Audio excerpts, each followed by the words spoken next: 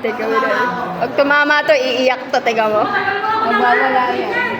Ayun si Archie Rivera. Sino tumama? Tagal naman tama mo.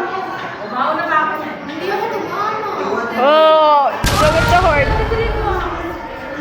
Ano to, mama? 31 kasi to.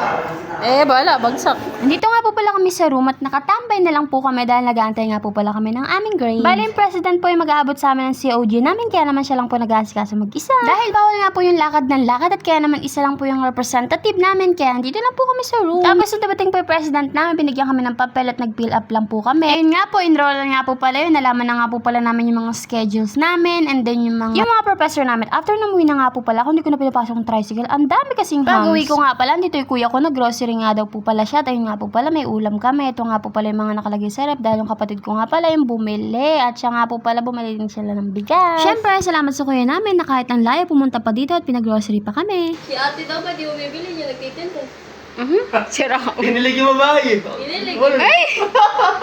Si Binya, tayo si Binya. Tapos si Binya, kukalakuha lang. Inilig yung babae ko, di ba? Pagkawala lang. Orte ang puchik eh. Pagkiri yung babae. Sabi ni Binya, pangit naman, huwag na kuya. Grabe, yan na yan.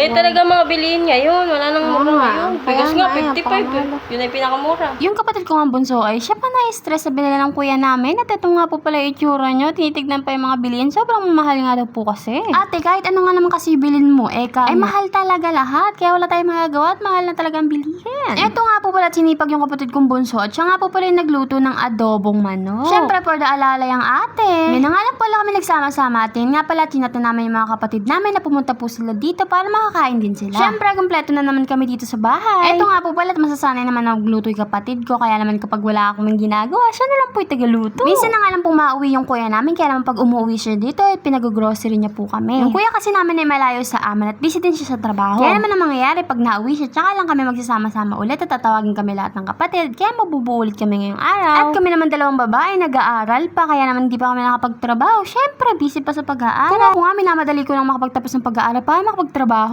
Kaso nga sabi ng tita ko, mag-enjoy lang sa pag-aaral kasi pagtapos nun, magtatrabaho na rin kami at mapapagod na lang palagi. Kaya syempre ngayon, mag-aaral muna at pagkatapos nun, syempre trabaho na. At ang dami ko na nga sabi, nakaluto na nga po pala yung kapatid ko. So hanggang dito lang, kain po tayo. Yun lang, salamat!